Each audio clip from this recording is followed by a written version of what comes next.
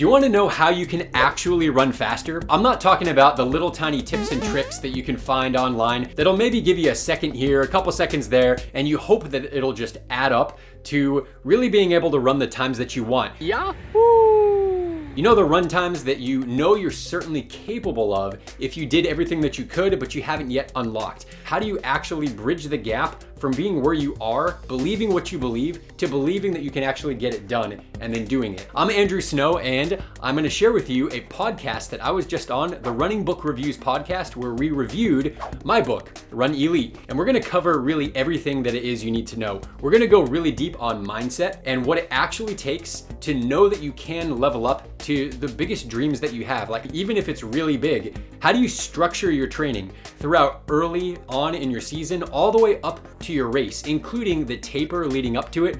I'm gonna share with you here all the things that elite runners do that you're probably not doing, because elite runners, they train differently than not elite runners. And it's not just that they train more miles or harder, because that's kind of obvious, but they train with different philosophies. You're gonna love this section on base training especially. We really knocked it out of the park. And then we're gonna go through some special hacks, certain kinds of workouts that you can do to really move the needle. I wanna give a very special thank you to Alan and Liz, who had me on their podcast. It was really a wonderful time. So buckle in. This is gonna be a masterclass for you on how you can really actually get the race times that you want. This isn't the stuff that you're gonna hear elsewhere. This is actually what works. I know you're gonna love it. And go ahead and click that like button right now. Click the subscribe button right now so that you don't miss updates and future podcasts that we do. Let's go. So what prompted you to write this book?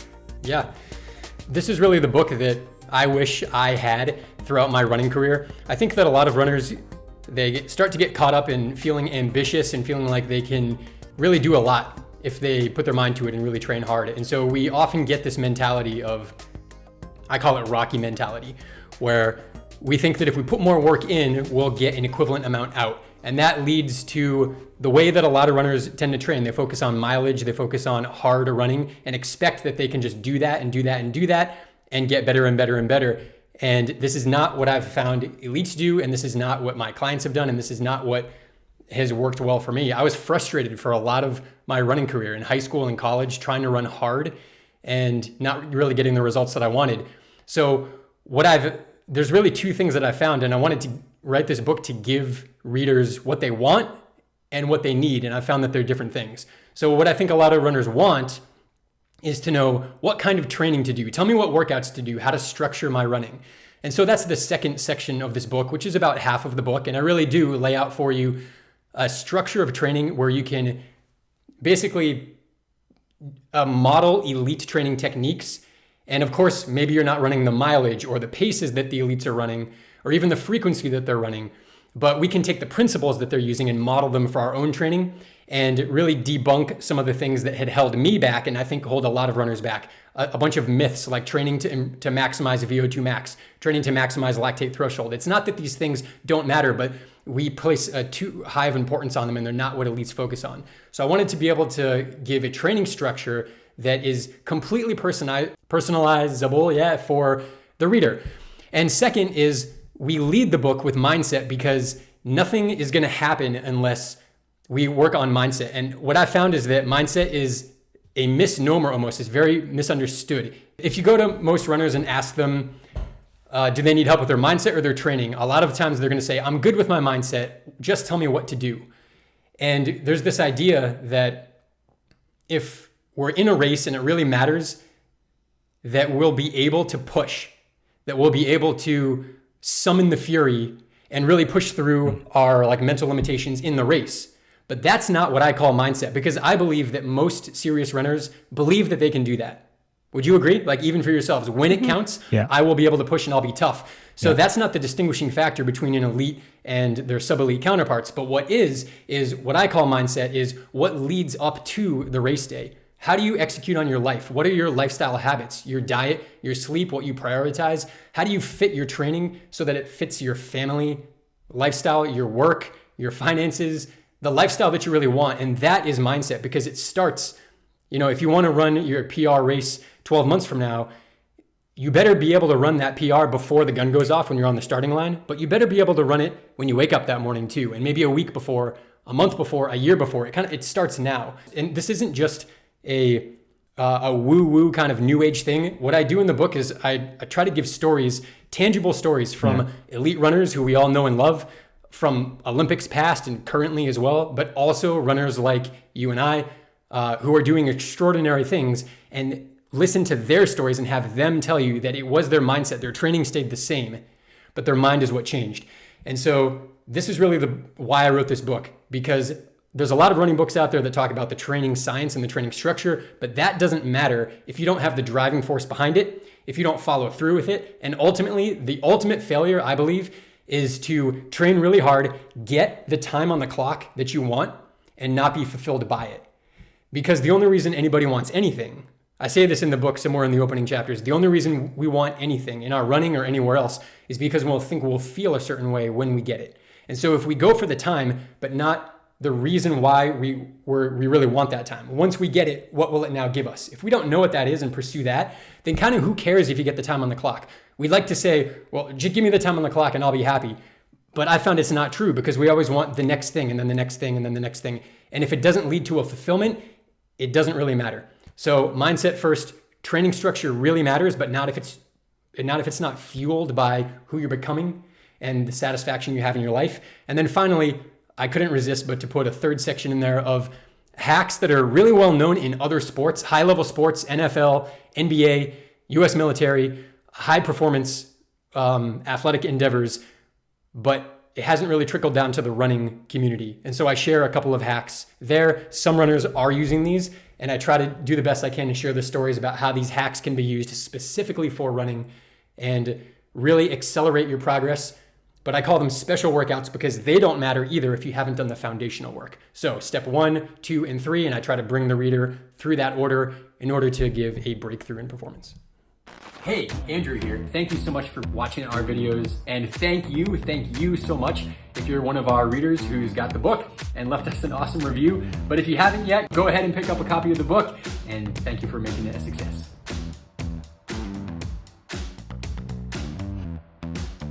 So let's start with step 1, because you like that's even the first chapter talks about, the great Eliud Kipchoge. And, we all know that he is big on mindset. And you tell a great story in the book about how he himself said from one, like the sub 2-hour marathon to the next sub 2-hour marathon attempt, he said that the only thing that changed was his mindset. It wasn't his training. And so I think a lot of us maybe heard that, but I'm kind of wondering, how do you coach someone to become that? Because I coach a couple of athletes, and it seems like some of them are very good at they prioritize their running in a way that's it's a lifestyle where, if they're going to engage in strength training, they want to know, well, what kind of strength training should I do that will help my running? Not just oh, I really want to do, I don't know, some kind of boot camp class over the summer or whatever the case is. Whereas other athletes are a bit more like that. They're oh, I do everything, but then I really want to perform well at this race. And so they don't they have a hard time sort of, I guess, channeling all their energy in the same direction. And for me, I'm kind of at a loss as to how to teach that. Yeah, just if I could interrupt just before you answer, Andrew, and just personalize that a little bit for us, because Liz and I just did a sub 3-hour marathon attempt 2 days ago, and we were on the line and we'd done a fantastic race preparation. But I think if you'd asked us both, are you going to run sub 3 hours marathon? Are you going to run that now? We would probably not have had the mindset of, I'm 100% convinced in my own mind that that's going to get delivered. We would have probably said, we've done good training. There's no reason why not. If we have a good day and things go well for us and we feel the right feeling in our body, yes, it's possible. But we wouldn't have said 100% yes. 100% it's getting done. Mm-hmm. We have this, it's done. And to that extent, we're missing, having read your book, I think we're missing something in our mindset. Or maybe we're not. So maybe you can tell us. Well, in order to know, look, there's something inherent in the question that you're asking, and it says there's something missing. And if you believe that there's something missing, then you can't have it.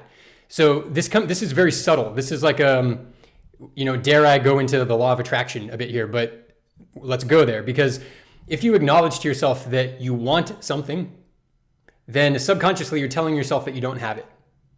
You want $1 million, you want the sub 3 hour marathon, but if you want any of those things, you only want it because you don't yet have it. And so deep down, your identity is that you don't have that thing. And so you're sure going to give your best. And at that race, you probably gave it your best, but you didn't have an identity of being whatever, a 2:58 marathoner. Because oftentimes we want the evidence. It makes sense, right? I'll believe it when I see it. What about UFOs? Do you believe? Well, I'll believe it when I see the flying saucer. Okay. But if you want to improve anything in your life, so think of someone who sets a world record, like Kipchoge when he broke a marathon world record, right? Or any world record. By definition, not only is it a PR, no human has ever done it. And so to even go for it, there has to be a belief that they can do it. Otherwise, you're not going to pace it to be in the range when you come down to 400 meters to go. If you're 30 seconds behind, you don't have it. So there needs to be a belief that you can do it despite any evidence whatsoever that it is true. And that's what I would call applied faith. So in the question of saying, what am I missing? I would tell you, you're probably not missing anything, but a lot of people end up getting in their own way. Oftentimes, and the reasons, we'd have to go really deep here. We could do it if you like, but oftentimes with my clients, we spend an hour or so just digging down on this. So I'm just trying to give you the cliff notes here, that the purpose of training is not to increase our aerobic capacity and our muscular strength. The purpose of training is to arrive at the starting line with certainty that you can achieve whatever goal it is. Now that goal could be a time on the clock, and oftentimes it is, but I urge people to not just look at the time on the clock, because it's really, what's the difference between a 3 hour flat O2 and a 2:59, whatever? It's the difference between a pebble in the road or a carbon fiber shoe, right? So not just the time on the clock, but what is the goal? Why do you want that? Because I'll now feel, and it's different for everybody, I'll feel successful. I'll feel like the runners who I work with, most of them are over 40, average age is 47, 40s, 50s, and 60s.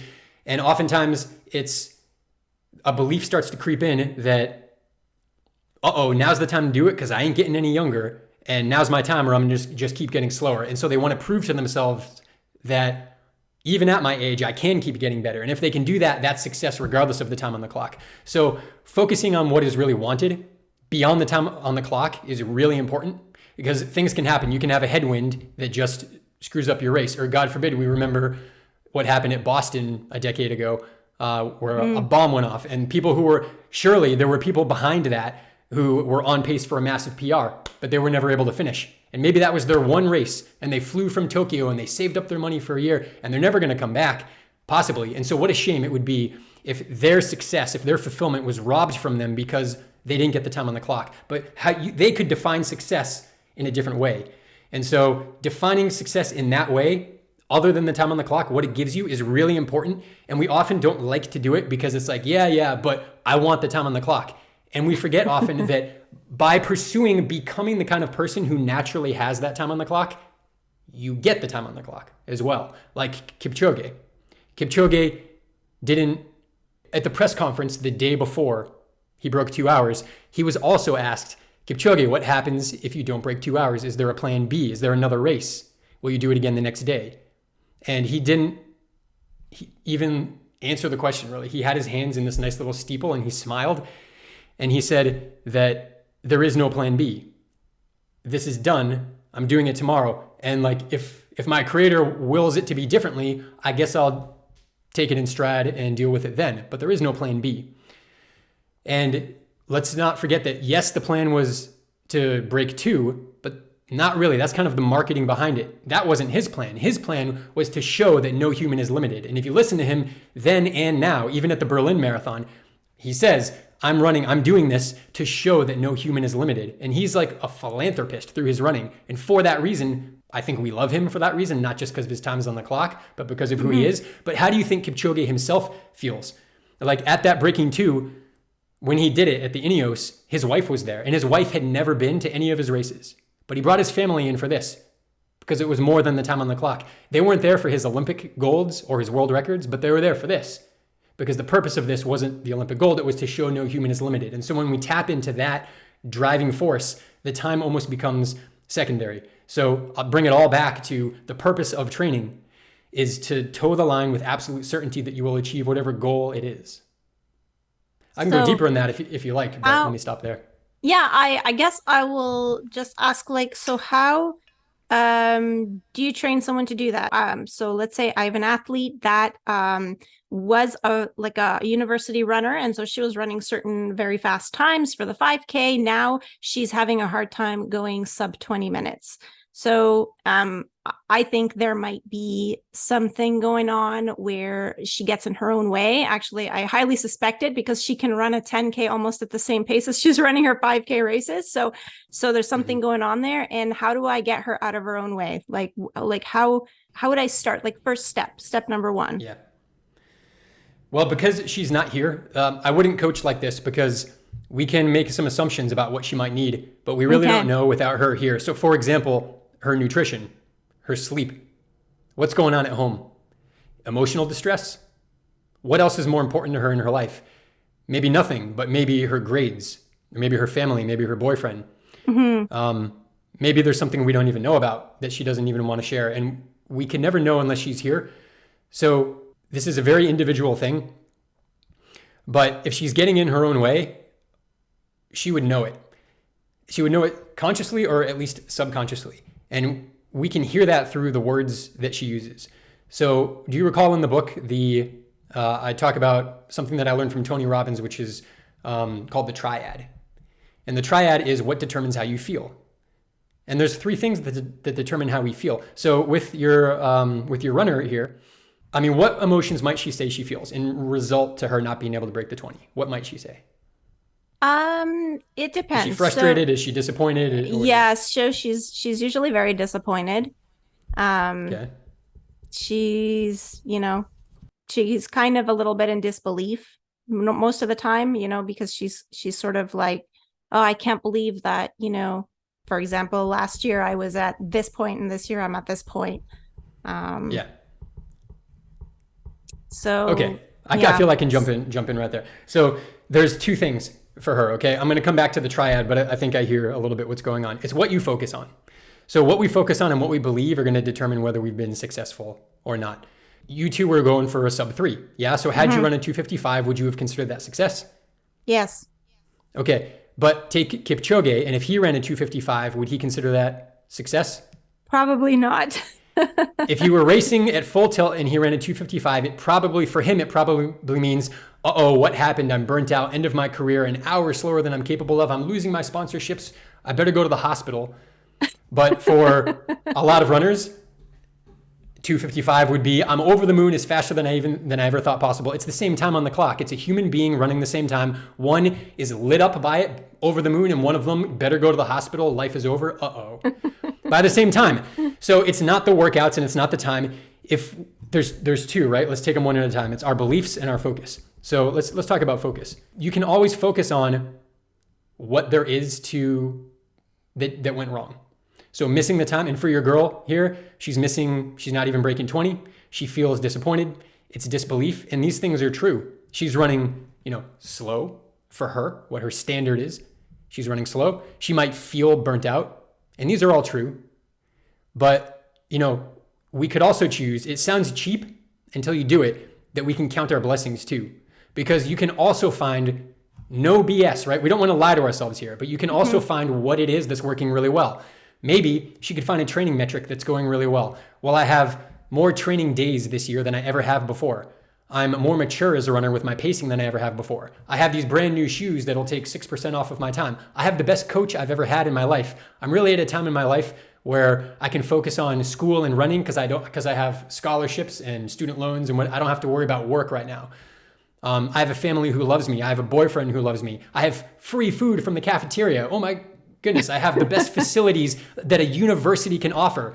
I can cross-train all I want. I have a sports medicine team, and you can count your blessings, and they can go as deep as you want. You can Gratitude, for example, gratitude, love, and joy. These emotions are incompatible with disbelief, disappointment, failure. They're incompatible. So in a moment where she's feeling disappointed, if she could feel grateful, not even for her running, because maybe that's a tall order. Maybe she's not grateful for her running in that moment. But if she could feel grateful for the roof over her head, or that her mother loves her, or anything, actually focus on that and not just think about it, but feel it. Then as you're feeling that, the disappointment goes away until you go back and pick it back up. And then it's really there. So your focus will determine how you feel. Now, is it okay if we go a little bit, not completely PC here, like a little bit? Sure. Okay. So someone might, let's say someone's going to have an intimate encounter, we'll call it that, with their partner. And in that moment where they're going to climax, they may not be thinking about their IT band friction syndrome or the fact that they lost that race until 10 minutes go by and they go, later on, and then they pick it back up again. What happened? It's not a problem.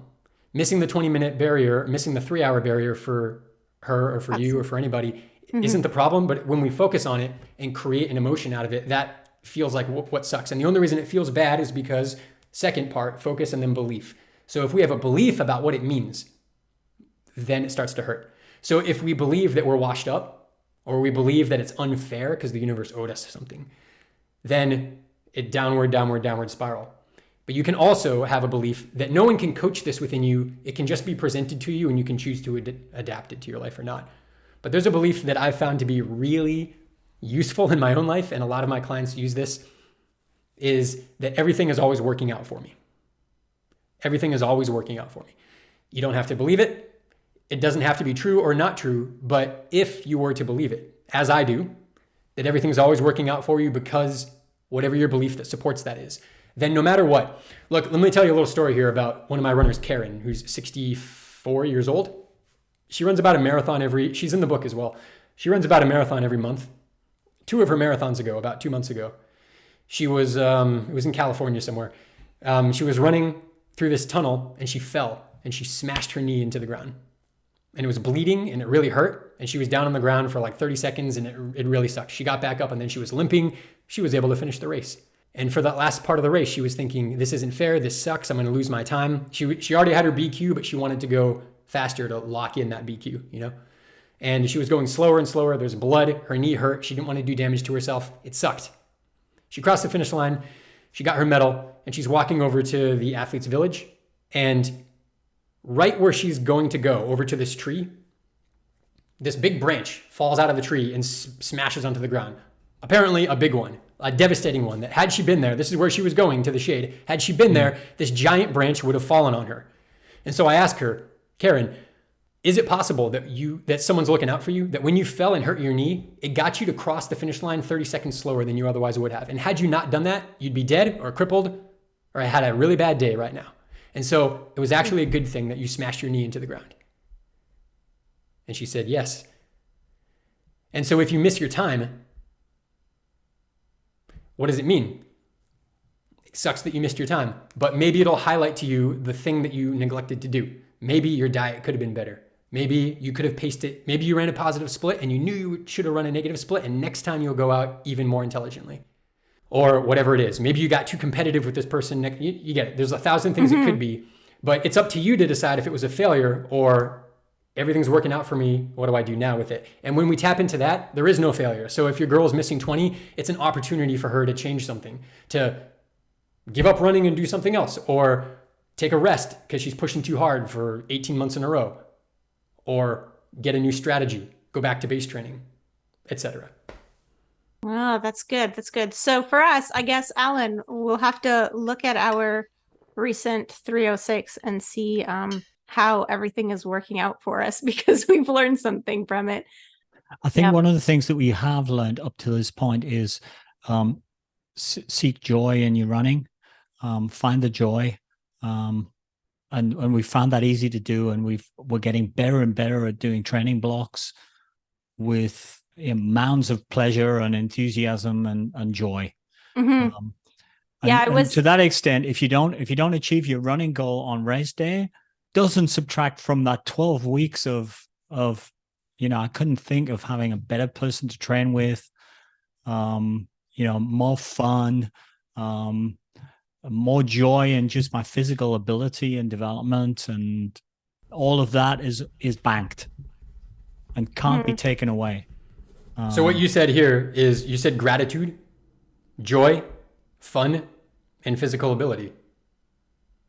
Would you say that regardless of the time on the clock, if you felt like you were grateful for your training and your ability to train and who you're training with, you felt like the training block and the race itself were fun, you felt joy in the process itself, and you felt you were maximizing your physical ability? If you had those things but missed your time on the clock, would you call that a success or a failure? I'd call it a success apart from the time on the clock. Okay, what if you hit the time on the clock? What if you ran a 2:55, but let's take those things away. Maybe it cost you quality time with, you're talking about training with Liz? Did I understand you right? Yeah, so what if it cost, what if it cost you the kind of training you had to do for whatever reason, it cost you being grateful for training with her? Maybe for whatever reason. It also wasn't fun because you had to do something you didn't want to do. Maybe it cost you something at work or with your health and you were getting sick and you didn't enjoy the process, but you sure hit 2:55. Would that be a success or failure? Failure. So I think Liz that's proof, right? might reply differently though. No, actually, you know what? I'm just gonna come in here and state a fact is that every PR that I've run has been off of very underwhelming training cycles where either I was injured or I was hanging off the back of the pack, just struggling for the whole training cycle, or it's really strange because every PR, and I'm only talking marathon because all the other distances, they seem to line up. Well, not half marathons. I don't do very many of those, but 5K, 10K, you do training. It kind of indicates you're getting fitter. You go to the race and you run a great 5K or a 10K. Marathons for me have been the complete opposite. I do a fantastic training cycle like the one we just did where I felt like invincible. We were doing long runs and medium long runs, and we were doing lactate threshold intervals, and I was hitting the paces that I wanted to, and I felt really great, and I was recovering from all the training. And then I come to race day and it's well, I didn't even run a personal best. But yet my last personal best, I went to, it was actually Toronto in 2019. It was a personal best. I broke all the rules, first of all, prior to race day. But even before I got on the start line, I wasn't training for the marathon specifically. We had done a multi-day stage race in British Columbia, which was, it ended up being 160 kilometers over 5 days. And then, so it was a trail race. So we had spent all summer doing our long runs in the trails on the weekend. And the rest of the week, we would just do training with the club, and wasn't focused at all. Figured I got to get this thing done, and then I'll do 5-week training for the marathon. Gotcha. But then we got back, I was tired. So I took a week, kind of easy. And so hardly any training for the marathon got done. And I got on the line the day before. I bought new shoes that I wore for the race, everything that you're not supposed to do. I did it all. And I ran a personal best, and that was the last personal best I ran. And since then I've had some great training buildups. Alan and I have tried this training program 3 times now where, some tries have been less successful. This last summer has been I think it was a success. Our training was a success, but our marathon wasn't. It's kind of a mystery. So there's a couple of beliefs that I think will help you here. Are you okay if I help you with this a bit? Oh yeah, go ahead. Yes. Okay. So you have. We'll get back to your book. You already have a belief. You already have a belief that will suit you really well. It's in there because you said it. You said a couple of things. I did all the things I shouldn't have done. You got new shoes right before the race. Well, who says you shouldn't get new shoes before the race? Runner's World magazine. That anecdote goes back to when shoes were made of leather and you had to break them in. We don't have to break in shoes right now. If they fit properly and you have a foot-shaped toe box, which I'm a big fan of, but it has a mesh upper, if it's the same model shoe you've been running in, who says you can't have a new pair of shoes? I'm not saying you should or shouldn't, but it's a belief that could be true, could not. And you found evidence against that former belief. You also said you were running long and you were only running on the trail. Then you took a week off and you really only had like 4 weeks to tune up for a race. This is absurd. How could you possibly PR with only 4 weeks? But you did. Exactly. Yeah. Right? So you could use that as a belief to shift. You see how that conflicts with former beliefs you had about training? And which one's right? Because you've run PRs off of one way, but you also did them off breaking those old ways. And so like what belief might you, I don't know, but what belief might you take away from the story you told me about, the one you just told me when you were running long and on trails, 4 weeks, new shoes, and then PR'd? What's a belief that would be useful for you to take from that and apply to your life now, into your training now, that you maybe have not yet applied for this last marathon cycle? Put you on the spot a little bit, but I like it. I get, yeah. I guess. Well, I guess like the big thing that stands out is in the marathon, it seems like I don't get any proof in my training that I'm able to do it on race day. Because I didn't have any proof in my training and I did it on race day. And then sometimes I do have proof in my training and I don't do it on race day because that happened in the spring, actually. Yeah, I'm tempted to use myself as a story here, but instead let me use one that's in the book. In the introduction, I talk about Alex, who had a 253 marathon at Boston, fast year. It was the year of the tailwind as well with those world records. So it was a good time. But he retired from marathoning and he got into ultras and he trained exclusively on trails. But he really worked on his weaknesses, which were hill climbing and volume and like being on trail. So he's getting the technical aspect as well. He worked on that for about a year and essentially he PR'd all of his distances, but he PR'd his marathon. So he ran that 253 at Boston with a tailwind. And like 2 years later, he broke his marathon PR in a 50 miler when he went through the marathon split in a 50 miler. Wow. So, I mean, how the heck does that happen? But he changed his training and he was running more volume, slower, with a lot more hills. And the hills, that kind of was like a backdoor way into base training. So if we were to talk, we're talking about mindset a lot here. We can talk about training as well. But him getting on the inclines was a way for him to develop his fast twitch fibers. So he was doing a lot of base training without even knowing it. And just off of that, with no specific training for a marathon, PR in the marathon by a lot. Because like I said, it was during a 50 miler. So maybe perhaps you experienced a little bit of the same thing. You've been working on, now look, maybe running on the roads and doing marathon pace and intervals, maybe that is more impactful overall. But the fact is that you had already maxed that out to a degree. And so your weakness might have been running slower and building that aerobic engine a little bit better with developing the small subtleties in the muscles. Maybe that had been relatively neglected. And because you worked on that, what used to be a weakness became a strength and you were able to run well. That could be another reason why. And oftentimes we neglect, this is a huge thing with a lot of runners, is that they neglect raw speed development and they neglect truly easy running. And that's what I call base training. And most of the time runners find themselves almost ubiquitously. I do a lot of these calls with people and we're assessing their training. And I can say like more than 90% of the time, like really almost all the time, runners are stuck in a perpetual, what I would call phase 2 or support training, meaning that they're never really truly running easy and they're never truly running fast. They're doing intervals, tempo run, and easy runs that aren't really easy enough with not the volume that they otherwise could be at. And that's virtually everybody. And they stay there all the time. So they never have that base phase. They never truly have a peaking phase. It's just phase 2 all the time, all the time, all the time. And so they plateau. And perhaps that you started to unlock going back to a base phase and you had a huge peak in performance. And I'm willing to wager, I don't know, I don't pretend to know what your training was leading up to this last marathon, but I'm curious if you would say that you kind of did a lot of that phase 2 training. Yeah, we probably the 12 weeks was phase 2 training. I mean, it was relatively high mileage. It was high mileage phase 2 training, but what we used the plan in the advanced marathon 3rd edition. Zinger. Yes.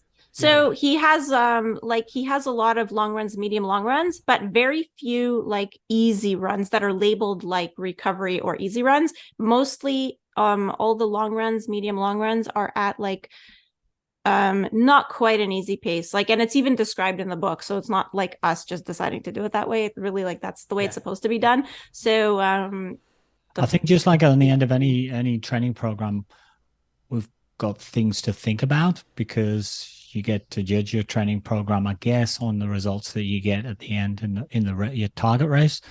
And then we've got information that we're gathering, of which now Run Elite is one of the books that we have to add on to our knowledge base, and we've got to feed that in and work out what the next steps are at the end of the day. Maybe I should just cut Liz's free consultancy with Andrew a little bit. I love it. I love doing this, but whatever you want. Yeah. Well, we can come back later if we have time and okay. And pick it apart some more, try and conclude some things. But let me move on to the actual training. I mean, you touched on the actual training.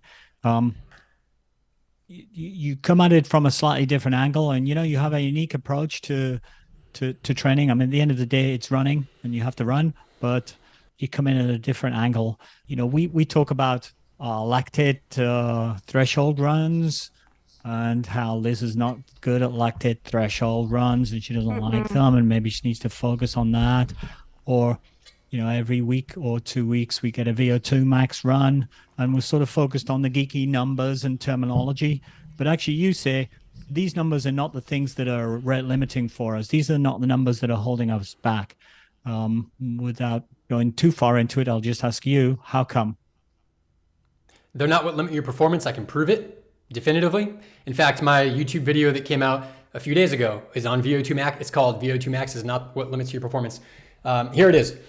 I'm going to give you the proof and then a story that backs it up. And the proof is this: when you're in a marathon, something is getting maxed out. If you ran as hard as you could, and you ran with 306, correct?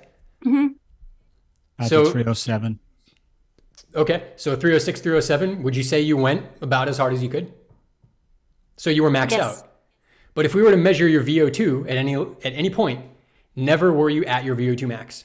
You're running in a marathon, you're running at about, depending on your fitness level and the time that you're running, about 85% of your VO2 max.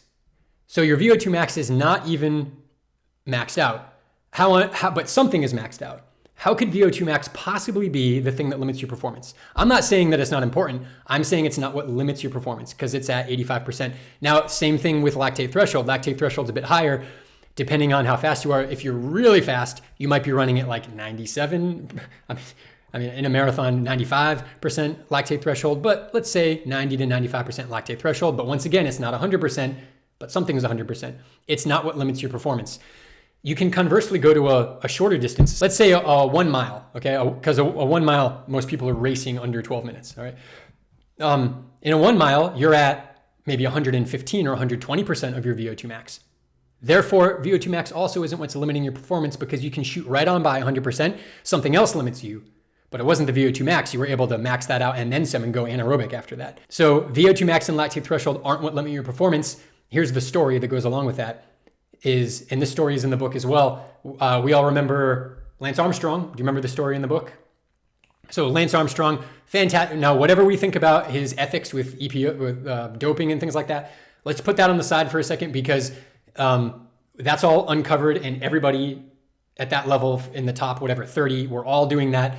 Ethical or not, I mean, I don't think it's ethical, but Lance Armstrong was still on his bike 6 hours a day, busting his butt, training really hard. And you can't just do blood doping and become a Tour de France winner. He also trained very hard, very hard. And he had a very high VO2 max and a very high lactate threshold. Now, he retired from cycling and he ran the New York City Marathon. Yep. Yeah, I remember when the article came out for that. Yeah. He was very humble fun at the end of it. Would you like me to tell that? Yes. Go ahead, because maybe the listeners didn't see that article or don't know about that. Yeah. So his VO2 max was like 85 or 86 ml/kg minute. Is like really good, okay? And his lactate threshold very high. And they compared him with Paul Tergat. At the time, Paul Tergat was the world record holder in the marathon. Now, Lance Armstrong had a higher lactate threshold, and he had an equivalent VO2 max to the world record holder.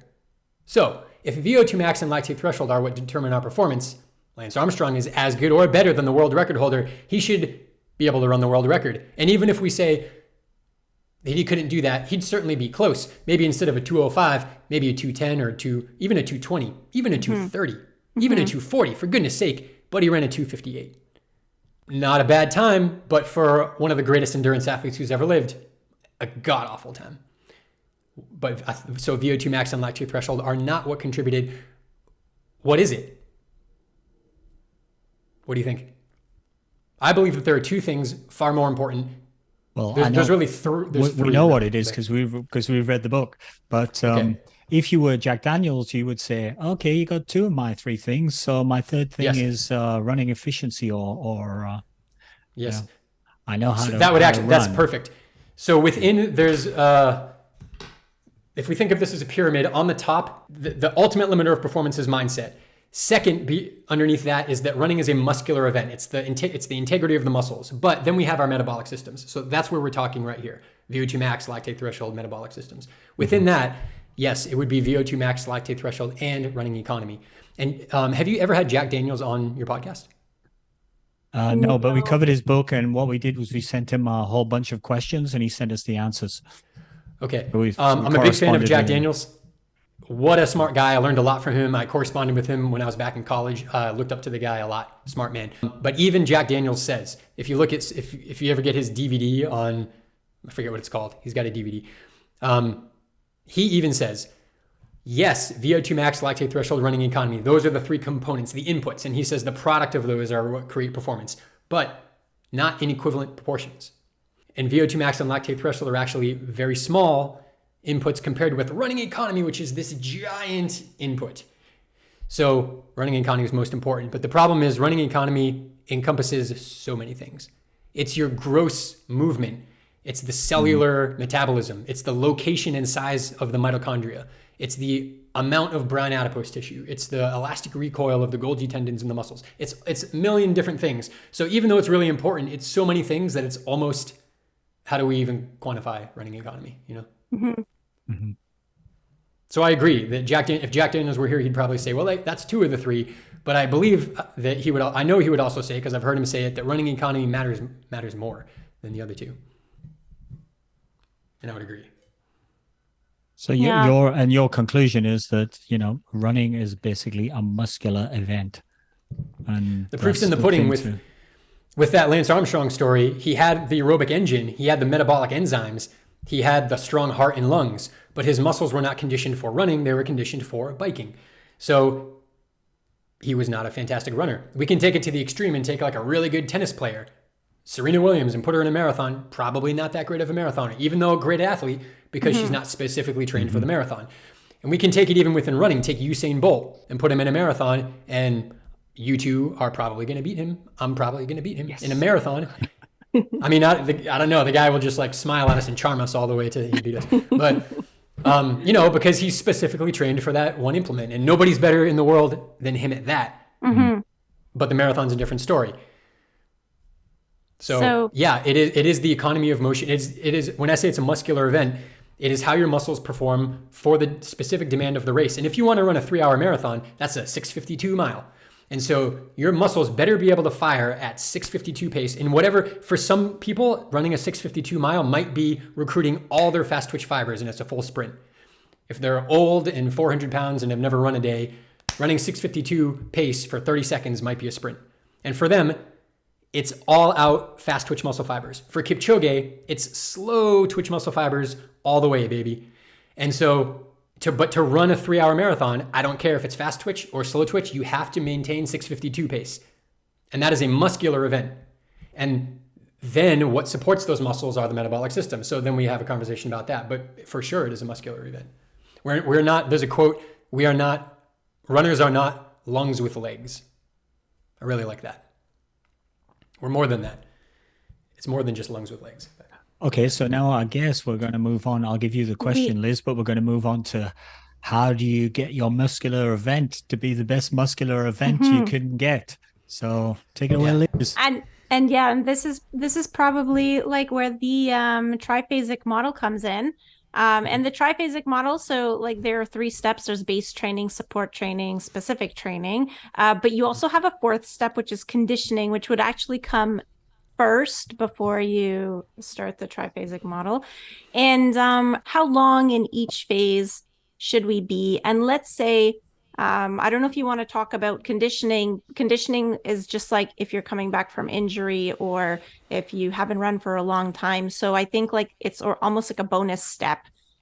Normally, I'm guessing if you're healthy most of the year, you're just going to cycle through the three base training, support training, and specific training. So maybe, I don't know if you want to just for our listeners explain the differences for each of these, and then also how long do we need to do each one in order to benefit? Okay, you're gonna love the answer to this question. Let me give you the simple answer, and we got to expand on one of these phases. Okay. We don't need to talk about conditioning much because I call conditioning just running, getting yourself used to the habit of running, and the outcome that you want from conditioning is getting yourself to a high percentage of the frequency that you want to be running. So if you want to run 10 times a week, get yourself to 10 short, easy runs a week, and now you can start base training. Get yourself used to that. Once you've done that, we've got base, support, specific. They go in that order. And let's work backwards from race day. So from the race, we have specific training leading into it. We want that phase to be ideally 6 weeks. And the reason is because it takes 6 weeks to gain a neuromuscular adaptation. It takes 6 weeks to build a new soft tissue. You ever break your arm or your leg or have a cast? Has that ever happened to you? Yeah. Or you know Not anybody me. who's it? Yeah. Okay. And you're in plaster for 6 weeks. 6 weeks. Why 6 weeks? That's how long it takes to remodel the tissue. So we want the specific phase of training to be 6 weeks, and it's highly specific for the race that you're doing. In your case, it would be the marathon. So you would be doing things that are close to marathon pace in relatively high volume. And this can be at marathon pace or slightly faster than or slightly slower than, broken up into intervals, whatever. And you do big runs like this. The biggest runs of your entire training block, maybe doubles in some weeks. I call that special blocks or double blocks. I stole that term from Renato Canova. You do these big runs. You do it for 6 weeks. Why? Because if you were to do it for less than 6 weeks, you don't reap the full benefits of that new stimulus. If you do it for more than 6 weeks, you start to plateau and you don't get any better, and you risk just having to train harder and you risk injury or burnout. So 6 weeks. Before that, we have 6 weeks of support training for the same reason. If you stay in support training for longer, for the same reasons, you'll either plateau or you're not making the most of the new stimulus. Support training is a little bit different. You didn't ask here, so I'm not going to go into what support training exactly looks like. But in short, your speed workout is a little bit faster than in specific training, but maybe longer, maybe shorter. And your endurance workouts may be longer, but slower. So it's less specific to the demands of the race.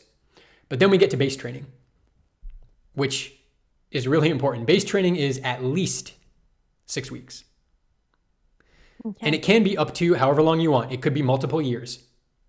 I suggest for a lot of runners that if they have more than 9 months between peak races, that they actually do 2 cycles of training and go through all 3 phases 2 times.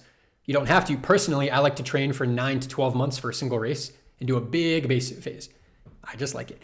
And the reason we don't want to go shorter. I think we should maybe spend some time and dive into base training. It's very important here, but we don't want to go shorter because you're really missing the boat. If you do, you're starting to peak yourself before you have the foundation to stack on big workouts. We don't want to do that. But you can go longer without risk of burnout, because the key to base training is that it's all easy. And we often confuse easy with slow, because if you run faster, it's got to be harder, right? No. If you run really fast, but for just really short, it's easy. You're not even out of breath. And so in base training, we incorporate lots of volume, but it's very easy. This has the benefit of improving your aerobic engine, your soft tissue integrity, your muscular integrity, your neuromuscular efficiency. It's also low injury risk.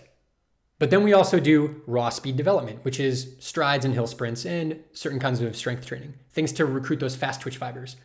But when you do those in short bouts, they're easy.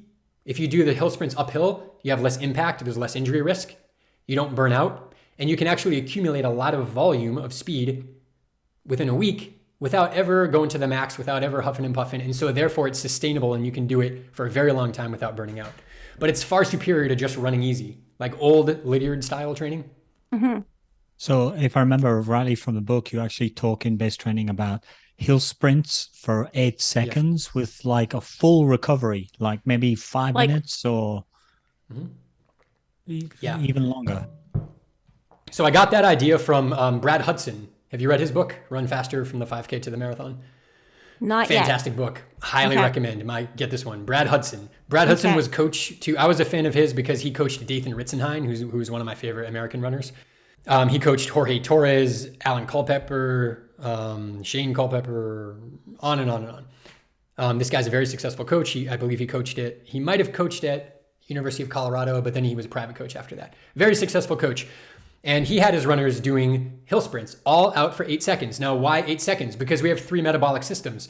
We have the aerobic system that we're all maybe familiar with, and that goes on and on and on. We have the anaerobic system, which kind of maxes out around 90 seconds. So 400 meter, maybe up to the 800 meter, largely anaerobic. But then we have the immediate energy system, which is the ATP phosphocreatine system. And that fires for 8 seconds. You have free ATP, which is just energy. ATP is just it's what creates movement, any movement in our body, cellular movement. So you have ATP just available in your blood at all times.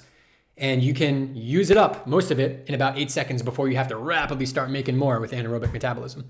So for 8 seconds, you can do anything. You can lift the heaviest thing. You can run away from the lion. You can climb the tree. You can sprint as hard as you can, like, Godzilla's chasing you, and you won't even be out of breath. You won't be tired whatsoever. You can go all out. But if you go beyond that, by definition, you have to start slowing down. So even in the Olympic 100 meters, Usain Bolt, he's slowing down in the last 20 meters. It looks like he's speeding up because everybody's slowing down. He slows down less. So it's an illusion. Everybody's slowing down. So in base training, when we max it at 8 seconds, what we're doing there is we're maxing out our time exposure to fast twitch development. And if you were to go longer than 8 seconds, we're really doing an anaerobic interval. Okay. And if you're going to do an interval, you might as well just do strides or do an interval, for goodness sake. But if you're going to get the fast twitch muscle development, keep it short. And the reason you need a full recovery is because that's how long it takes for you to be able to go 100% speed again. And there's a difference between 100% effort. At the end of your marathon, you can go 100% effort in that last 100 meters. But is it 100% speed of what you're capable of if you're fully rested? Probably not. No. And by fully rested, like, you're not talking about like standing around like the sprinters do for 10 minutes. I mean, because in your book, I think you gave the example where like you can do a hill sprint every mile. So you can jog for your recovery, right? Absolutely. You can jog, you can go lift weights, you can take a break, you can do whatever you want. The only requirement is that if you really want to make the most of this, you wait 10 minutes between repeating it again. I realize we live in the real world where we may not have that time, so at least 5 minutes. You can do whatever it is that you want. And I suggest keep on jogging and just get your miles in, because who wants to stand around for 80 minutes, Right. Perfect. So you can get that's how you can get your base training done, because your mileage will accumulate in between your hill sprints. So maybe do you want to describe also strides and why they're beneficial? And in the book, you mentioned that you can do them either on the same days as your hill sprints or on alternate days from your hill sprints. You can do them at any time, provided that you're not overly fatigued. So I wouldn't do strides after a double block workout, for example. But those are few and far between. What you want to do so let me illustrate this with a story, because I think we resonate with stories. People like to learn from a story. Kenenisa Bekele, maybe one of the greatest runners of all time. I mean, definitely maybe the greatest runner of all time. Now, leading up to the last Olympics, he was training for the marathon. Crazy story, his country didn't let him into the Olympics. Different story there, but he's training for the marathon. And what he's doing 3 months out from the Olympics is he's running about, I believe it was like 140 miles per week, much of it very easy. He'd actually run with the women's team, and there's footage of him running at 10-minute pace as part of his warm-up. Now, a guy who can run 4:40 something for a marathon, running 10-minute miles, yikes, very easy. But then every other day, 3 months before the Olympics, every other day he's running 30. He runs easy, then he runs 30 100-meter strides, and they're done on 15 seconds, which is a 4-minute mile, which sounds fast, but for a guy who can run a 3:45 mile, it's not that fast. It's just pretty fast. And he does 30 of them every other day, and that's about 2 miles worth every other day. So maybe 6 to 8, about 7 miles worth per week. 7 miles worth of 2,000 meter race pace running every week. And he's a 2:01 marathoner, former world record holder in the 5K and the 10K. Clearly it's working for him. That's the power of a stride, is because what we're doing with a stride. Now, let's go back to base training here. Base training, there's two components of it. There's, of course, the easy running, which we all get. And we're building our aerobic engine and we're building our muscular integrity. But the speed, what we're doing is we're building, this is Jack Daniels. Jack Daniels has us do repetition training, correct? Mm-hmm. Right. What is repetition training? We're running pretty dang fast, but not all out in order to maximize he would say we do repetition training to improve our running economy. That's exactly what we're doing. What is running economy? It's how efficiently your neuromuscular system fires, largely. So when we do strides, we're racking up a lot of conditioning for making the neuromuscular system very efficient, while also working on the aerobic engine and the muscular integrity. You put those two together, and I'm telling you that just off of base training, and I'm tempted here, and maybe I will, I'll stop in a second here, only if you want this. I can give you unlimited stories on runners who I'm working with right now who PR in the marathon, the 5K, the half marathon, the 10K, off of the tail end of their base training before they even get into sport training. And that's really the key to this whole thing, okay? Is that base training is so important. It's sustainable. You won't get injured. You can do it forever. You won't burn out. You can run PRs off of it. It maximizes your neuromuscular efficiency, your raw speed and power, and your aerobic engine. It maximizes all that. And you can run a PR in any distance off of it. But when you do that, if you were to do that, if you run a PR off of just base training, what does it say? What does it signal to yourself? It's like, oh my God, I just ran my fastest time ever and I haven't even done the real training yet. What am I really capable of? And that unlocks a belief that, what can I do? And we set the goal a lot further. So it's the first key. Like you said, Liz, you said you want proof in the training. Right. So when you do effective base training, you can get that proof in the training that shows you that maybe you want to take that goal and set it even further, and you actually believe you can. The only reason you push that goal even faster is because you believe it's too easy now, because you believe that it's a lock-in. And when you believe that, now you have the mindset as well. And so the training feeds the mindset and the mindset feeds the training. And we don't want to just sit in a cave and meditate and be like, I will run fast. How about we do that, but we also train? And when you put those two together and they feed each other, that's really what brings I think you just sold base training to everybody that's going to listen to this episode. So that's great. I actually just have like a side question that I don't remember really reading about in the book, but I know like it's a common practice because we used to do this when I was running with a university team. We would take like yearly time off running. Like it was sort of like forced time off running. And it was always like at the end of a season. It was usually for us at the end of cross country season, we would have 2 weeks. And the first week you were absolutely forbidden to run. And the second week you could run if you wanted to, but no workouts. So what do you think about like time off running, and like how often do you prescribe it and for how long? Yeah, what a good question. Something really interesting about this that I think your listeners and my listeners should hear is that elite runners take more time off than non-elite runners. And they do it because they plan it. A lot of runners, they take time off because they need to, because they wait till they get injured and then they take time off. Mm-hmm. But they don't plan it and they don't proactively take it off. Elite runners don't do that. They take more time off. I remember one of my favorite runners, Tim Bro, back in the early 2000s. Well, he did have an injury, but I remember him saying, I didn't take a step from whatever it was, like September through after New Year. But he's an Olympic runner and he ran the Athens 5000. It's like, he didn't run for 3 months. How did he do that? Well, it's okay to take some time off. And I think most runners should. I don't think it's necessary. But I do think it's necessary based off of the way that most people train. And I really do believe that most runners are running too hard most of the time. And if that's the case, you should take some time off. And you also should taper. Maybe we'll come to that later in this talk. But if you're not overtraining, not only do you not need to ever take time off if you don't want to, you also don't need to taper. You can just keep on running and cycle through phases.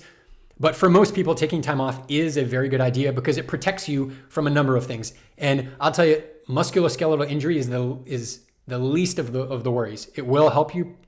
It will help you just like get out of overtraining. But if you fail to take time off and you're training too hard most of the time, you risk other kinds of burnout, like endocrine system burnout, or just mental and emotional fatigue, metabolic fatigue. Mm-hmm. And when those things hit, you're out. If you get an endocrine burnout, I mean, you really got to take some time off and let yourself recover. And we're talking maybe months, and you lose motivation and it's really downward. So you were taking 2 weeks off. Is that a year or after every season? It was not after every season. I think it was twice a year usually. So it wasn't after Sounds every good season. to me. Yeah. Yeah, I think for a lot of runners, that's very appropriate. Yes. Okay. Okay, but great. You planned it. And you feel in control when you plan it, right? Yeah. Yeah, it was planned. Yeah. It was always like after our last cross-country race. And then the other one was like sort of at the opposite end of the year, but sort of depended. Some people did some indoor season. So sometimes it would be after indoor. Or if you were doing a marathon in the spring, it would be like after the marathon that you did in the spring or whatever. So yeah, that varied a little bit. But it was always like kind of like mandatory 2 weeks off every like half a year, let's say. So I'd like to add something to this before we move on from that. That is, we've all heard consistency is key. You know, Frank Shorter is famous for saying this. A lot of runners, right? And I would urge people to look at consistency over a longer period of time than they might be used to. Not week to week or day to day or even month to month, but like quarter over quarter or a half a year or year over year consistency. And when we look at it that way, taking 2 weeks off is nothing because it improves your ability to be consistent year over year. And that's really what's going to drive the performance. So in the book, I break down a couple of elite trainings. Moses Mosop, Abel Karoui. Abel Karoui got, before winning a world championship in the marathon, he got sick and he was traveling and I think he had a funeral to go to as well. And he lost a lot of training right leading up to the world championships. And you look at his training calendar and he ran like 3 days in a week for like a couple of weeks. His frequency went way down. He's taken time off right before world championship and he still won because his consistency over the year was spot on. And then you have the ability to take this time off and it really does improve your performance in the long term to just take it. That's to some extent, that's why training logs are useful. Not so much to have loads and loads of data, but be able to look back when you've got, 1 week that you're off, look back on your body of work and go, look, 1 week's no big deal here. We've done 20 previous weeks of good, solid work. It kind of proves it to you. Before we get too far away from base training, I just want to come back to the slow piece of base training. How slow and how far? Okay. I get this question a lot. In terms of how slow, I'm not going to give you, inside of the book, there is access to a pace calculator. And that pace calculator will tell you what paces to run for every kind of run, except the one that I don't want you to pay attention to is in base training, really. Because base training is subjective. One of the outcomes that you might want to hit in base training is to increase your mileage. In specific training, we don't want to increase mileage. We may decrease it. In base training, we do want to increase it. How do you increase your mileage without burning out or getting hurt? You run it slow. So run it however slow you need in order to hit whatever mileage goal you've set for yourself. And I can't give you a pace because if you were to run 30 miles a week, you might be able to run it easy. So for you guys, if you ran 8:30 pace for 30 miles a week, it's probably pretty easy. But if you ran 8:30 mile pace for 120 miles per week, the second half of that week is starting to get pretty difficult, even though it's the same pace. So it is a perceived exertion in base training. For workouts, it is absolutely the pace. But for base training, it's perceived exertion. What was the second part of that? Distance. If we're training for marathons, would we ever do runs that are longer than marathons? Oh my goodness, absolutely. There's such a cool story there.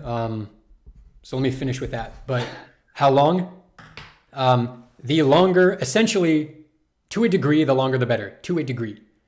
And the way that you'll know how long to run is like, should you run longer than a marathon? Yes, because you should be capable of running longer than a marathon without much of a big deal. Whether you do it or not, how often you do it, I guess that's up to you. But you should be capable of it if you want to truly unlock peak marathon performance, because it's called the double step up. If on race day you're running longer than you ever have and faster at that pace than you ever have, good luck. But if you're comfortable with the distance and it's just a question of speed, it's one less variable to worry about.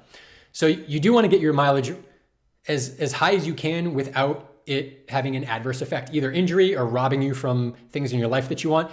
And the way that I coach runners on how to do that is assuming that they're at the beginning of a phase of training. If they're training hard and their race is coming up, don't do this. But if you've finished a race and you're building towards the next one, what I want runners to do is look at their data from the last year or so. And I want you to pick basically a month in the last year. What is your highest mileage in a month? Not in a week. I don't care about the week. What did you sustain for a month period? And take that highest amount and use that as pretty quickly move into that as the floor of your base training. Now you may take a few weeks or even a month or two to get there, but quickly move into that as the floor. And the reason is because number one, we know that you can do it without dying because you did it. Mm-hmm. Right. And we also know that you only did it for 1 month. So if you get back there, but you do it for 6 months, your injury risk is extremely low because, like we said, you've already done it and not blown up. But since you've only ever done it for 1 month, if you did it for 6, you're gonna have the best 6-month training block in terms of mileage that you've ever had, at least in years past. And so that's a really great starting point. And then from there, how high do you go? You don't even need to increase it. If you just did that, you're gonna have the best endurance training block of the last year by definition. But if you want to up it from there, the sky's the limit as long as you're willing to pay the price. And that price is run slow. If you do it too fast, you'll probably get hurt. And recovery is of key importance. I'm running twice a day, every single day right now. Today's day 71. I'm running high mileage training for a 100-miler in 3 weeks. And everything's fine because I'm sleeping 9 hours per day, every single day. And my diet is impeccable. If you have a really great diet and you sleep well, you can run a whole lot. I mean, 50 miles a day or more. Yes, I can name many runners who run that much or more, but they're all sleeping quite a bit and eating impeccably well. So I give you a starting point for how to know where you can start base training, and then how high you go is up to you. As long as you're willing to go easy, sleep, and eat well, there's no limit. And to the degree to which you're not going to do those things, well, we reel it in and maybe you just do a conservative bump up.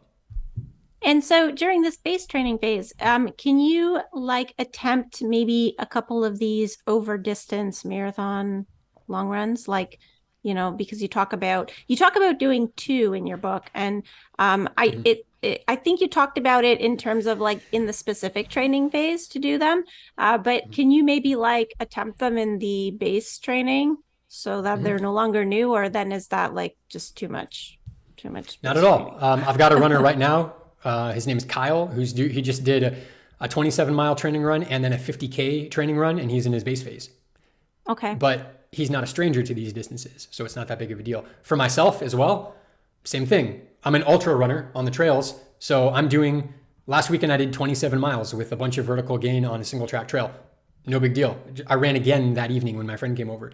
I did it nice and slow. But the point is, it's more than a marathon, and I'm maybe going to run the London Marathon in April. I'm not sure yet. But that's 7 months away. So I'm in base training for that, baby, and still doing over distance just because it fits my training. Now, if you're a first time marathoner and you've never run more than 20 miles, do not do an over distance training run. It would be better to get up to 18 or 20 and just consistently do that every week as opposed to 30 and then no long run again for 4 weeks because you're burnt out. So it really does come down to your history of training. Okay. We've got a lot of food for thought here. Yeah. Okay, so moving on a little bit into support training. It seemed to me when I was reading the book that support training is kind of bringing the ends of the base training inwards towards your race, sort of taking the slow, long component and making it maybe not as long and maybe not as slow. And then the fast component, and maybe not as short, but maybe not as quick. So it's sort of slowing down, but getting longer. It's coming to both ends are sort of coming in towards the middle. Is that fair? Spot on.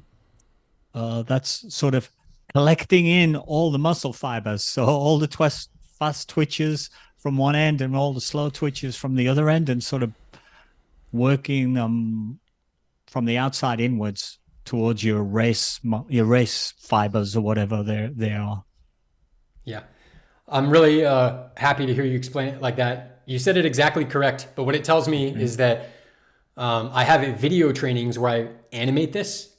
And what I tried to do in the book is to use pictures to animate with still shots, exactly what you said. And you downloaded that perfectly. So, okay, cool. Well said. I don't have much to contribute to that. You said it exactly right. I will say that we move from less specific training to more specific training as you get closer to the race. And so support training is in the middle. We're not doing super slow and we're not doing all out fast. This is the training that a lot of runners are mostly familiar with. So you might do anything from, 10 by 400 at 5K pace. You might do 8 by 1 mile at threshold pace. You also might do tempo runs that are like 60-minute tempo run at 10 seconds slower than threshold pace or something like that. These are runs that we're really familiar with and it fits perfectly into this phase. Yes. Okay. And would you still continue your hill sprints and strides? You want to continue strides. Ideally, you want to do strides and hill sprints all the way through your specific phase. And then you can do them as your body may need some big recovery once you get to big workouts and specific training. So you'll do them, but not at the expense of taking that recovery. So all through base and all through support, we're doing strides and hill sprints the whole time. In an ideal world, some of my runners, I don't have them ever do hill sprints. We just do strides because they might have a history of plantar fasciitis, Achilles tendonitis, tibialis posterior tendinopathy, whatever. And for those reasons, we'll focus on strides and maybe we'll add in hill sprints in support training because we neglected them deliberately in base training. But it's all fair game as far as I'm concerned through base and support. We'll just tailor it to you. If your runners have got all those tendinopathies, etc., they should listen to our podcast on Run Healthy, which tells them how to deal with all of that, as I'm sure you know. I just listened to that today. That's great. What strikes me with respect to the support training and the base training is if they're 6 weeks, you've been through 12 weeks training at this point, you haven't run any race pace. Is that true, or have I missed something? It's mostly true, but we're not in a perfect vacuum here. So The truth is that you want to be hitting every pace through every phase. So we're going to look at workouts here, not all your running. When we get into support training, I suggest roughly 1 endurance workout, 1 speed workout, and a long run per week, or per macro cycle, which could be a 10-day cycle or whatever. But let's just say for a week. And so you are going to be running at whatever specific paces for that phase in those 3 runs, and everything else is outside of that. Could be easier runs, could be faster strides and hill sprints. And so at every phase of training, we're hitting every phase, from hill sprints and strides to maybe some intervals and fartlek to maybe some tune-up races and fun runs to long runs and everywhere in between. But we're really focusing on 2 areas, per phase. Did that answer? You said we're missing race pace training, is what you said. Yes, good. I want you to miss race pace training. If you're doing race pace training for a marathon and you're 16 weeks out, stop it. Stop it. Please, please. I'll tell you why. Because there's an opportunity cost here. What does running 5 miles at marathon pace have to do with running a marathon at marathon pace? They're not metabolically the same. They're not mentally the same. They're not anything the same. You're burning different, you're going to tap into fat metabolism once you go longer. When you're doing the 5 miles, it's just glycogen. What does running 5 miles or 6 miles at marathon pace have to do with running a marathon at marathon pace? Not much. So it's not specific for the marathon. We think we're doing something specific, but the only way, if we start doing, there's 2 ways we can do this. In base training, if you're going to run at marathon pace, well, you could either do big workouts at marathon pace, say 18 miles at marathon pace. But chances are in base training, you're not fit enough to even do that yet. If you are, just go run your peak race, man. But if you're not, which you're not, then the alternative is to run less volume because that's all you're capable of. And if you do that, the only way to get better is to then next week stack on more volume, next week stack on more volume, next week stack on more volume, on and on and on for 10 weeks, 12 weeks, 18 weeks. And that is what we call progressive overload. And progressive overload is not the key that will ruin you, because the only way to get better is to stack on more. And when we stack on more and more and more, whether it be mileage or miles run at race pace or whatever, when you just stack on more, one of 3 things happens. Injury, eventually, injury, burnout, or plateau. So if you start running at marathon pace, the only strategy is to add more and more and more on again and again and again and hope that you don't get injured, burnt out, or plateau. And of course you will. If you just keep doing that, you will. So instead what we want to do, and also remember that you get a neuromuscular adaptation maxed out at about 6 weeks. So when you start doing marathon pace running, I really want you to hit it hard for 6 weeks and then race. Mm-hmm. But you can't hit it hard for 18 weeks because you're going to plateau. So instead what we do is, let's work backwards, and this makes perfect sense.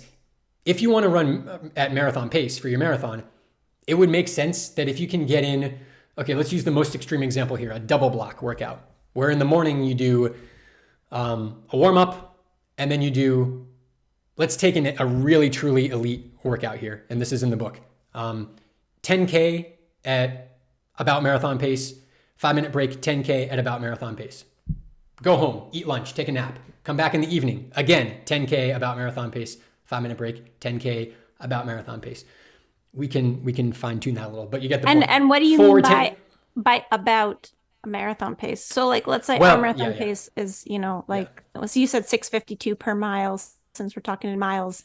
Right. So if we run 7 minutes per mile for that 10K, like, is that adequate or not quite?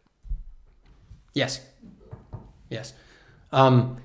You can run, I give you a range between like 95 to 100% and 100 to 105% roughly for your specific phase. And that counts as race pace because, number one, if you're running a little bit slower than race pace, you can do it at a much higher volume. And this is what we see in the book. Those 10K, 10K, 10K, and then 10 by 1K. We see Moses Mosaf do that, for example, leading into setting a world record. And he's doing it at just slower than marathon pace. And it's like 5 seconds per mile slower than marathon pace. Yep, because he got 24 miles of it in one day. Mm-hmm. So what happens is the fatigue starts to build up. And even though he's running ever so slightly slower than marathon pace, those muscle fibers get fatigued and they start to recruit the muscle fibers around them. And they recruit the faster than fibers and the slower than fibers. The faster than fibers get recruited more quickly. That's why you lose your ability to sprint, right? So they start to recruit those fibers more and more and more. And because he's training such high volume at just slower than marathon pace, it actually is recruiting the fibers exactly at marathon pace once he's accumulated fatigue. But it's also accumulating the supporting fibers. But the benefit is that he gets to do higher volume of it. Now, there's another workout, or I say about because there's a variation of this that you could do that would be the same thing, 10K, 10K, 5 seconds slower. In the evening, 10K, 5 seconds slower. Then, instead of 10K, 10 by 1,000, 5 seconds faster. So we're going a little slower, a little slower, a little slower, a little faster. And throughout the entire day, we've basically averaged marathon pace, but it's all been a lot of volume, slightly slower, and then we hammer on the slightly faster at the end, and it really taxes our glycogen storage and et cetera. So you really do get a specific, you don't have to run exactly marathon pace to get this, the benefits of specific pacing. Yeah.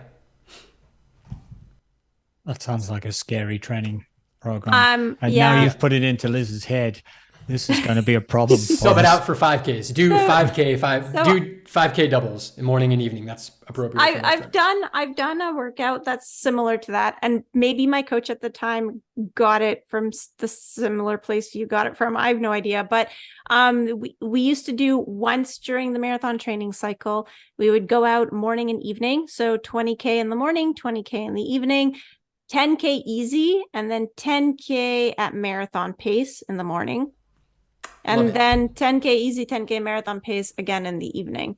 And fantastic. Yes, I actually when I finished that workout, I felt like a superhero. As you should. What a workout. Great workout. Yeah. So what they have in common. It was just that it wasn't all marathon pace. There was like half of it was easy for us, but I guess it was kind of similar. It is a marathon pace workout because I really love it because what you did was you were able, it actually is maybe more specific because so in that morning, you're getting 20K and 10 of it was run at marathon pace, right? Mm-hmm. But maybe if you tried to run 20K at marathon pace, you might not have been able to twice in a day. Let's say that you would have only been able to get in 16K if you just went straight marathon pace.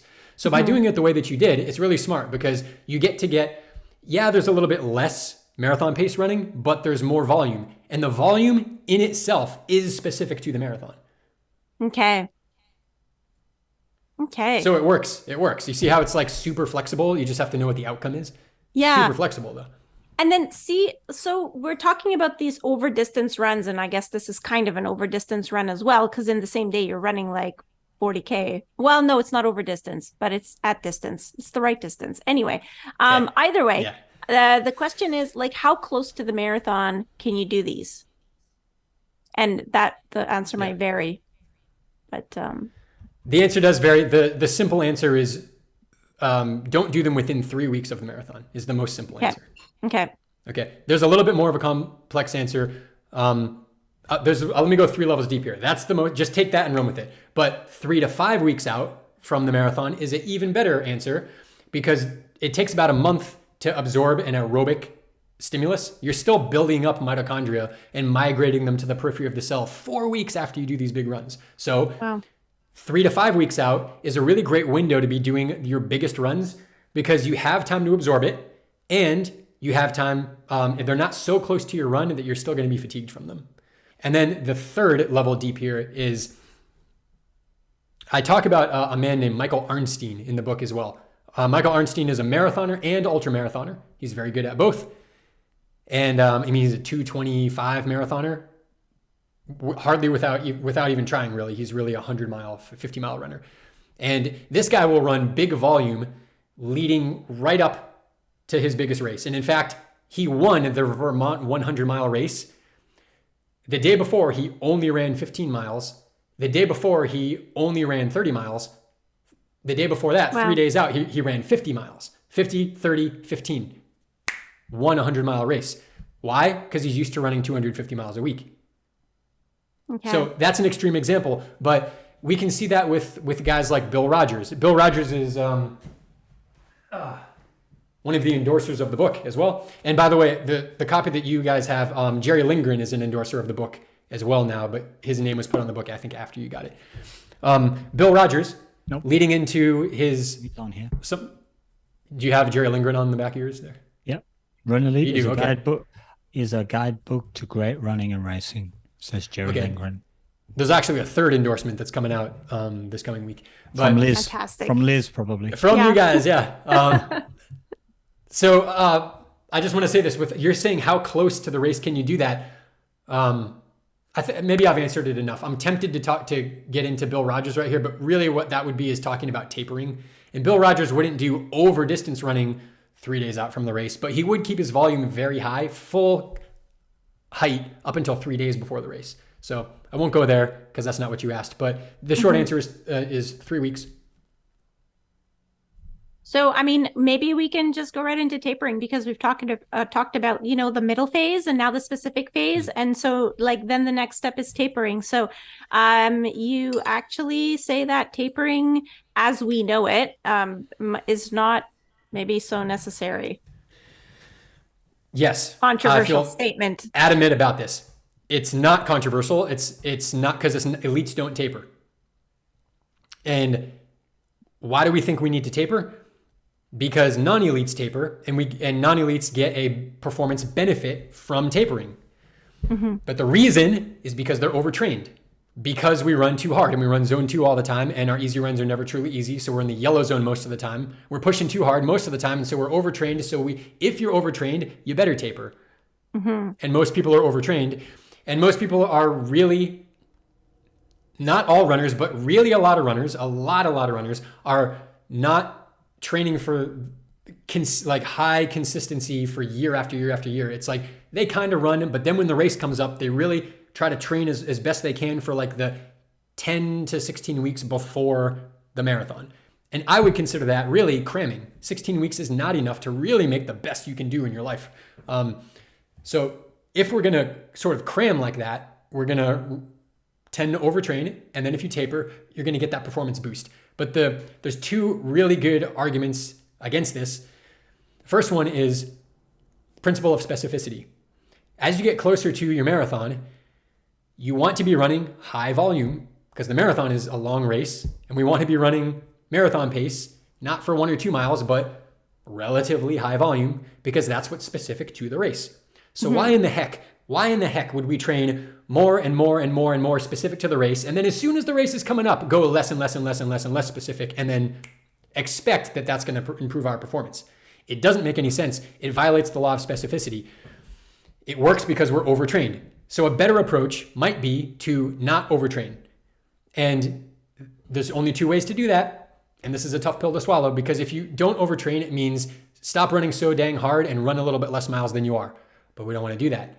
But what it really means, and this is where mindset comes in, because what it really means, it doesn't mean that. It just means be more long-term oriented. And if you are, you can adapt yourself. You can get to the mileage you want, but you adapt to it. Mm-hmm.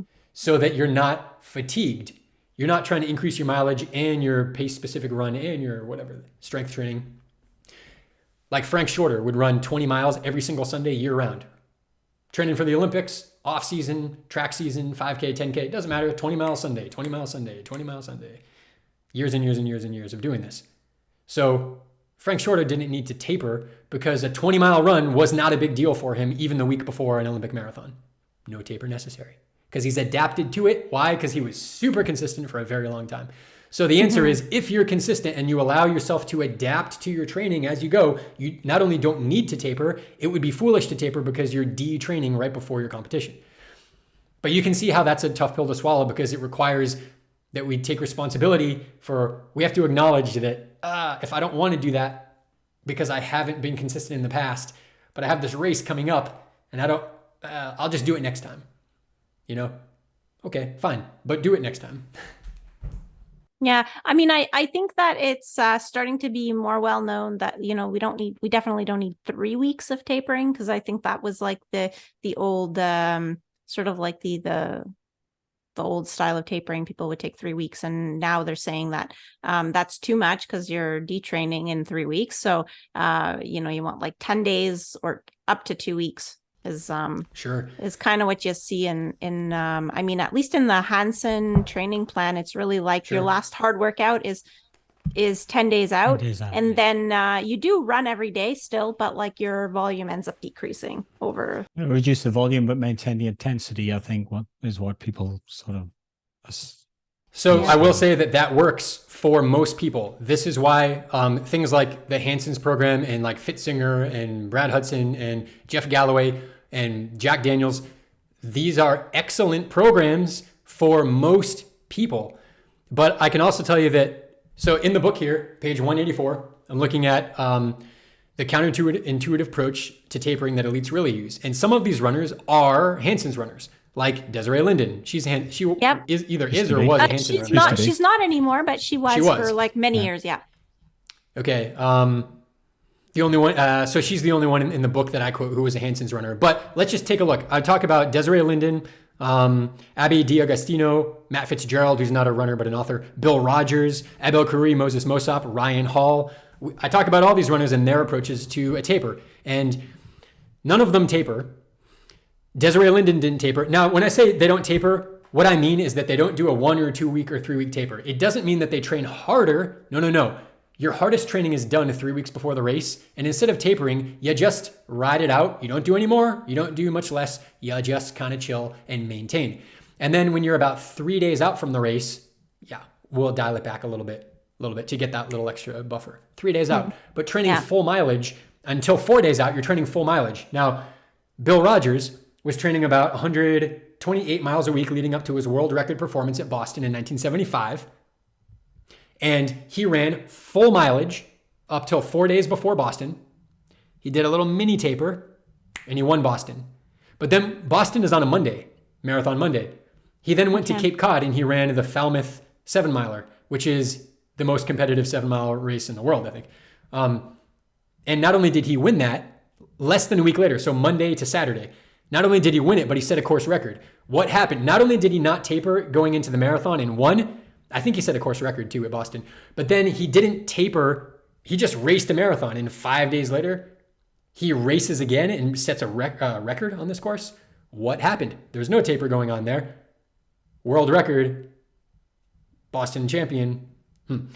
And Bill Rogers, Desiree Linden, same thing.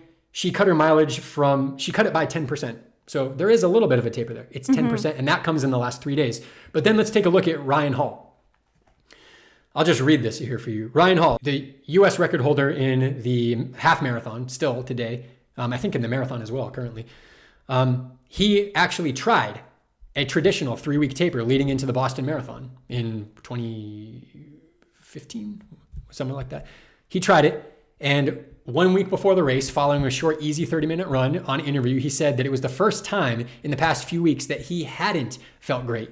And he went on to run well, but far short of his personal best at the distance. So, there's more examples in there, but when you look at elite runners, they're not tapering. They're just maintaining the last 3 weeks with a very short taper. And when they do, there's an example. Now, there may be exceptions to this, right? If they're overtrained, you should taper. But Ryan Hall he did a traditional taper that a lot of people do try, and he fell flat, according to him. Mm-hmm. So, no taper, provided that you're recovering along the way. And when you're recovering along the way, you're also not doing that increase for 3 weeks, step back for a week, increase for 3 weeks, step back for a week. That's a burnout prevention strategy to going too much in those 3 weeks. You know that, cut back every fourth week kind of thing? Yeah. Yep. Mm-hmm. Not necessary unless you're going too much in those 3 weeks. And then necessary, yes. And most people are, so they should follow that. I'd say 90% of runners really should follow that and really should taper. But you can unlock better performance if you just adapt in the long term. Okay, so then the goal would be to adapt so that then you can just maintain whatever mileage you're doing, just consistently week in, week out, without any cutback weeks. Yes, ideally. Okay. Ideally, in your base training, you're increasing that volume. In support training, depending on your race distance, you may slightly increase the volume. And then in specific training, we're really keeping volume flat, and we're increasing specificity, increase specificity. You might even decrease training volume in exchange for more specificity, but I wouldn't call that a taper. And then yes, we could call it a taper, but I would limit it to, 3 days. A week, 2 weeks, 3 weeks seems overkill to me. It's not what we see in the elite running world, especially in the long distances. Especially now, if you're running a 1,500 meter or a 5,000, possibly we could have a different conversation there, possibly. But in the long distances, no. Okay. Time's moving on a little bit. I'd like to get in a couple of questions on nutrition, if we could. Oh boy, here we go. I tell you, this is Andrew's really excited about this. This is I'm most passionate about this is for anything else that I coach with runners on. Okay, well, let me hit you with the first nutrition question that we came across was, the morning of the morning race day morning, insulin spiking and how you should maybe. I think you mentioned that we shouldn't eat for 2 hours before race start. We read this the day before we planned to have a gel on the start line of our race. So then we're going, okay. So if we're going to do a warm up, and we did a 2K warm up, something like that. Which was only 10 minutes. I was no, Alan, we shouldn't eat the gel. And he's we're going to get exercised enough to eat the gel. And I'm saying, eat the gel. And Liz is saying, no, I read Andrew's book and it says you got to get an insulin spike and it'll work against you. Don't eat the gel. So we were on race day, we were kind of caught. So yeah, we compromised. We ate half a gel each. Okay. I love it. So you did the right thing, okay? We can talk about the science of the nutrition here. So the fact that you asked me about this will apply to everybody. If we talk about holistic, nutrition in your training, oh boy, watch out. Okay. But for this is a more simple answer. Yeah, let's start with this one. We'll start with this one. Okay, because this is simple. Okay. You did the right thing because you wanted to, and you should not do something that you don't want to do because it'll take away from your confidence. So you should have had that gel. Nice. But this was first introduced to me by Nate Jenkins, who was a great runner, one of America's top marathoners a while ago. He had a back injury that ended his career. I heard him talk about this, and it just made a lot of sense, and I dove deeper into it. But essentially, in a marathon, you are likely to hit the wall. And hitting the wall means that you shift from glycogen metabolism predominantly to fat metabolism because you're running low on glycogen. And we hit the wall because it takes 4 times the amount of oxygen to metabolize fat than it does glycogen. So you can't breathe 4 times as much. So we have to slow down. Okay. So what we're wanting to do is take how quickly we burn through that glycogen and either delay it by mixing in a little bit higher ratio of fat earlier on, or store more glycogen, or take in some glucose. Okay, these are the strategies. Really what we're trying to do in a marathon is make sure we don't hit the wall because that will end your PR, right? So when you're burning a high amount of glycogen, the glycogen is stored complex. It's glucose that's bound together, okay? So you mobilize that glycogen, turn it into glucose, goes through your blood, and you're gonna turn this glucose into energy in the mitochondria. But in order to get the glucose from the blood into the cells where the mitochondria is, you have to secrete insulin. Insulin will grab that glucose, pull it in. So the presence of insulin means that any glucose that enters the blood is going to be pulled out. No insulin, no glucose pulled out. That's what a type 1 diabetic is, right? So if you were to eat some sugar, goes into your intestine, into your blood, and there's that glucose. And so we secrete insulin to pull it out. Until everything comes to a nice baseline, glucose goes down, insulin goes down, nice baseline. That's really where we want to start the race. Because if you start the race with glucose recently being in your blood at a higher level, guess what? Insulin's at a higher level too. And so that presence of insulin will burn up your glycogen faster and you'll hit the wall faster. And so what we want to do is you can fuel up the morning of a race, but you want to give your time for that glucose to empty out of your stomach, move into the small intestine, get in your blood, and then be taken out of the blood and stored or used. And depending on what you ate, that'll take anywhere from an hour to 3 hours. If you eat fruit, it's very quick, closer to half an hour or an hour. If you ate a bagel with peanut butter, don't do that. But if you ate like a complex, like oatmeal or a bagel or toast or some complex carbohydrate, you're looking at 2 to 3 hours. So for that reason, I say stop eating at least 2 hours before the gun goes off. It's more like 3. Okay. Stop. And now we understand that it's because it allows your insulin to come back to baseline. Okay. And then when you start running, when should you start taking in gels or any kind of calories? You want to wait until you're going to start mobilizing more glucose and mobilizing more insulin. They're going to slowly go up and they're going to plateau. Assuming you're running at a steady pace, they'll plateau at around 20 minutes.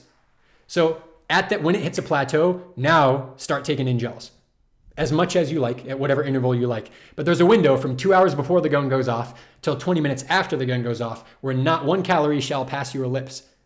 Okay.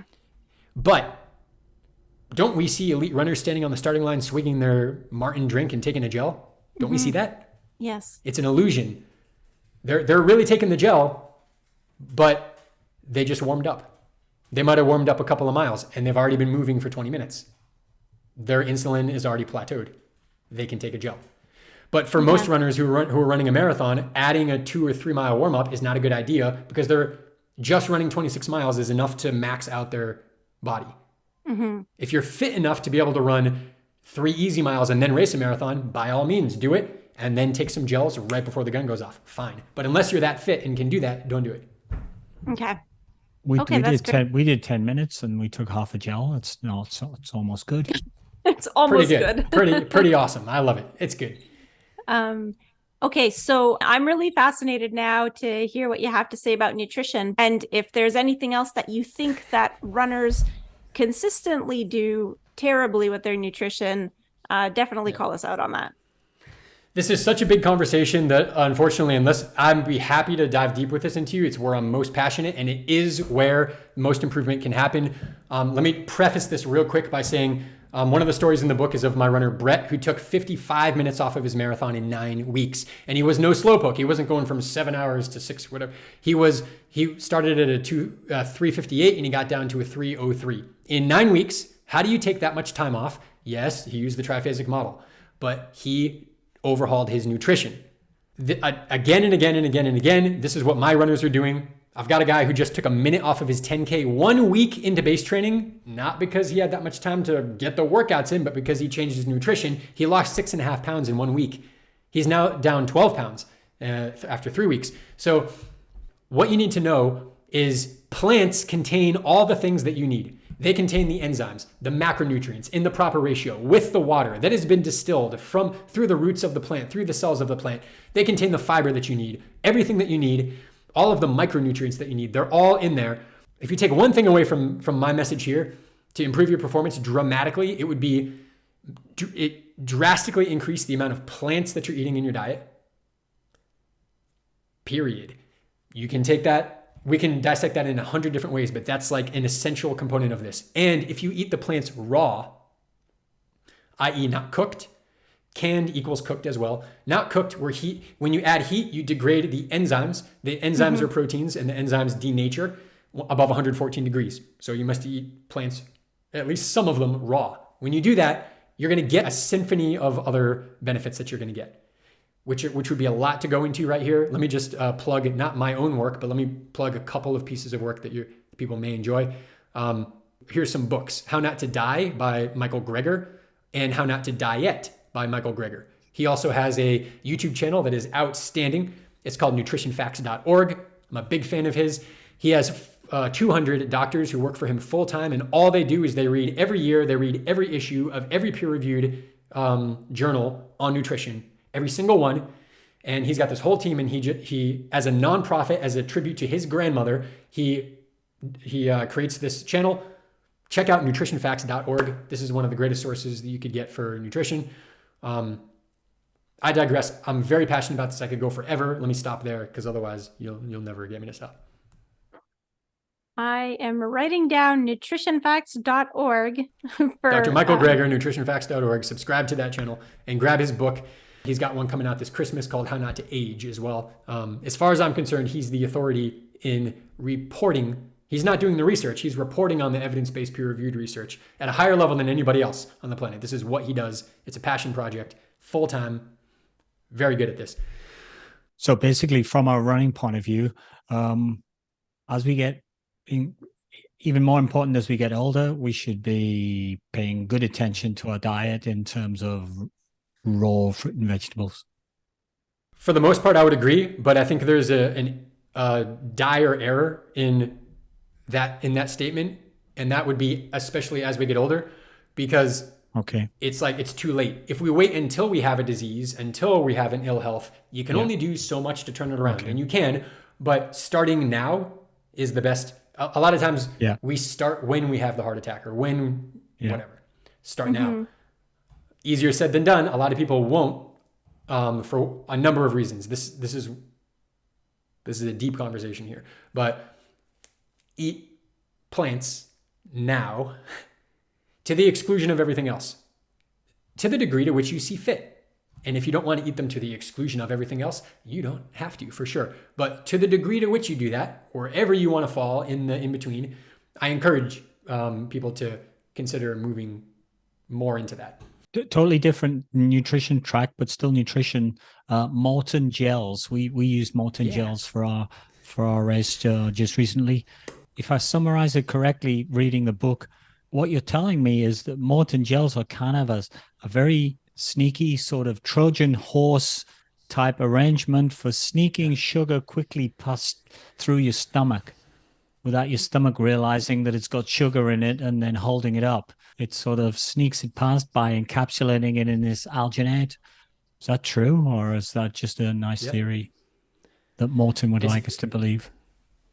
Well, I haven't used a microscope in the stomach to look at the acid and see if that hydrogel is in there, but I can tell you that Kipchoge uses it, Bekele uses it, and they're the two fastest marathoners of all time. Well, I guess now Kelvin kipped him, but Good enough for Kipchoge, good enough for many runners.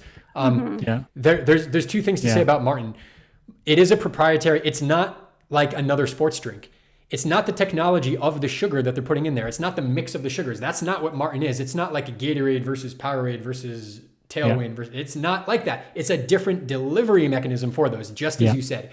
Just as you said. What it does is it allows a blob that has a lot of sugar in it to move through the stomach to the intestine and then get digested, almost delayed and unleashed, exactly like a Trojan horse. I don't know how good this is for your health. I don't know. But in the short term, for delivering sugar to the working muscles in a race, it seems to work really well. But here's something that I don't use Maurten anymore. I used to. I don't use it now because if you look at the makeup of orange juice, we could juice a lot of different vegetables and fruits. But if you look at orange juice, you get this same ratio of glucose to fructose, and you get the same blood sugar response to fresh, not pasteurized orange juice, fresh orange juice, as you do to Maurten. And so what I'm saying here is you can have fresh orange juice as well, as opposed to a powder from Maurten. They're both going to have an improvement for you, but the orange juice also has enzymes, which is going to help digest as opposed to require energy to digest.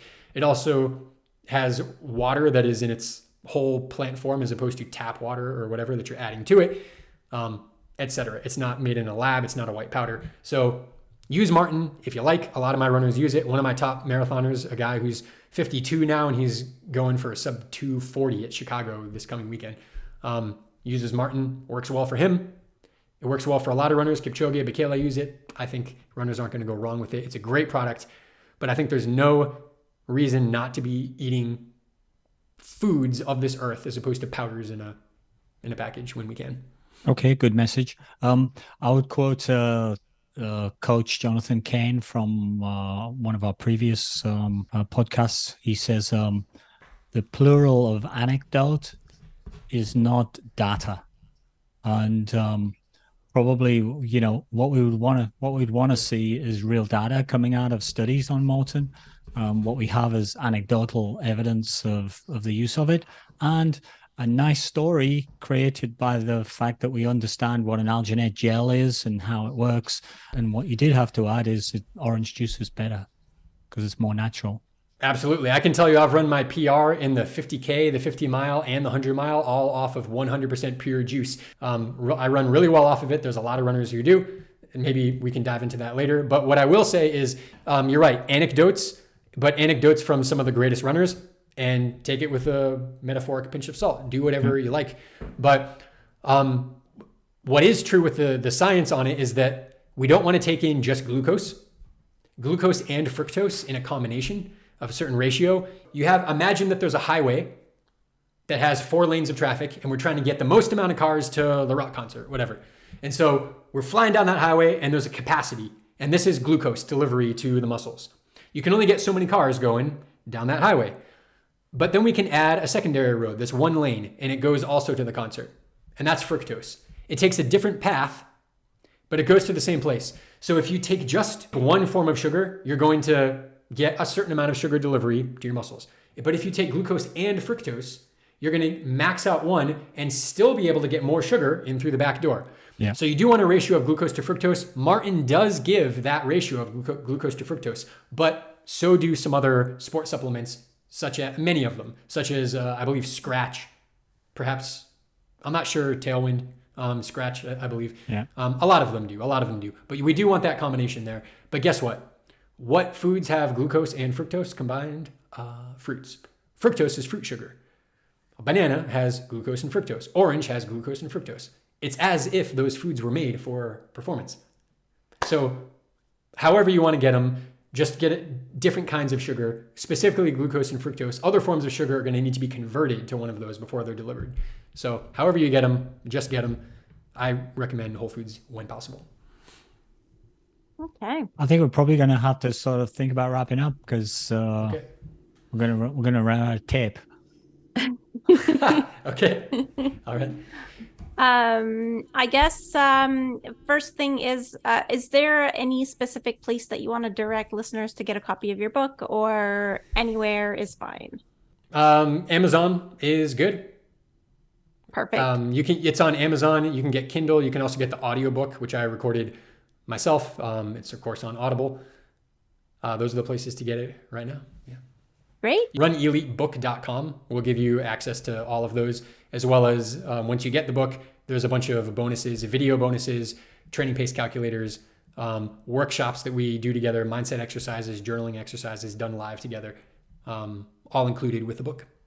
And if people want to follow up, if they're intrigued by Andrew Snow and the Run Elite system, how can they get in contact with you, or can they get in contact with you? Sure. So the way I don't work with, you can't just enroll with coaching with me. The reason is because I give a result guarantee, which means if you don't get your result, you don't pay. Yay. But in order to do that, we need to have a conversation. We do an interview. So if you'd like to learn more, go to my website, which is andrewsnowcoaching.com. And there you will see a link to my free training. There's a 50-minute training that I have that I call the 3 shifts that elite runners make that you probably haven't yet. And we talk about how to start moving your training into a superior, sort of what we talked about here today with mindset, with training structure. I break down the training structure for you, and it just gives it all to you for free. And then from there, you can follow the breadcrumbs. It invites you to fill out an application with us and talk with us if you want. But the beauty of that is that you know what this is all about after you go through that training, and you know if you want to work with us. And then we get on the phone and we see if we're a good match. And that's how I work with people. I do have a program that you can get without doing that as well, but it's only available twice per year. It's called the Run Elite Academy. And that is a little bit more open to the public. You can also find that through my website, andrewsnowcoaching.com. Cool. Okay. I actually listened to your video yesterday as a Oh, precursor. the webinar? Yeah. Okay. About your 3 factors, and we've talked about them basically. Yeah. It's pretty cool. From a mindset point of view, I haven't mentioned it, but before we close, I need to mention it because I've been telling everybody about it since I read the book. And they say, "Oh, what book are you reading now, Alan?" So I'm reading Run Elite by Andrew Snow. It opens on mindset. And let me tell you the story about the James Bond version of running. Pretend you're James Bond and you have to run to save your family from being dipped into a vat of acid. But what you've got to do is you've got to get 1 mile to switch the off switch before they fall into the acid. But the only problem is you've got to run that mile 10 seconds quicker than your current PR. Now, are you motivated? So this is talking about mindset change. And this is what you say in the book. And I thought it really captures the imagination. It's a good parable. And now let's do another one where you're James Bond, but you have 3 months to train before you have to run that mile. What's your attitude going to be about that training? Are you going to go, "Oh, it's raining, I don't think I'll go out"? No, The wind is blowing in the wrong direction. Yeah, I feel like watching I'm TV. too old, but I'm sick, but I don't have time. I'm tired. My boss is really riding. Yeah. It's an extreme example, but it's a good paradigm shifting thinking process, and I thought that was pretty cool. Yeah. The reason I say that is because if I should train, you're not gonna. If you must train, well, and your kids being lowered into battery acid, you must save them, right? So it's an extreme example just to highlight, turn your should into a must, and there's no willpower needed. There's no discipline needed when your should become a must. How do you turn a should into a must? That's the art of mindset and personal development, is it not? How do we turn something that we should do into something we must do, we will do, and see it as done? That is mindset, that process of shifting into that. And the way that that's done, simply put, is making a decision. And a real decision is measured by the fact that you've taken a new action. And without a new action, you haven't truly decided. It's just a goal. It's just wishful thinking. So when you make a real decision, you decide you're going to save your family from the battery acid, right? So it's decided. You don't need motivation. You don't need anything. It's done, or you die trying.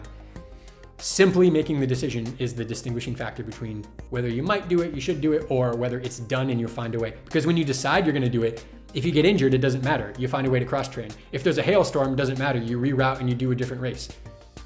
It doesn't matter. Nothing can stand in your way if you see it as done and you've decided that it's done. Great closing words. Okay, thank you. I really hope so much that you've loved this podcast. And if you have, go ahead and click the like button. It really helps the algorithm, it helps us out. And click the subscribe button because we have all kinds of videos like this that go from nutrition to training to mindset to all kinds of special hacks. And we even do race reviews. And you don't want to miss any of these because they're going to be your key to running your best. I'll see you on the next video. And if you haven't picked up your copy of Run Elite, Train and Think Like the Greatest Runners of All Time, you can get it on Amazon. It's a bestseller right now in 2 categories, and I know you're gonna love it so much. I'll see you on the next video. This has been Andrew Snow with Run Elite. Bye-bye. It's me, Mario. I want to run really fast so I can jump really high and beat the Super Cooper. Can we have a spaghetti? Yahoo!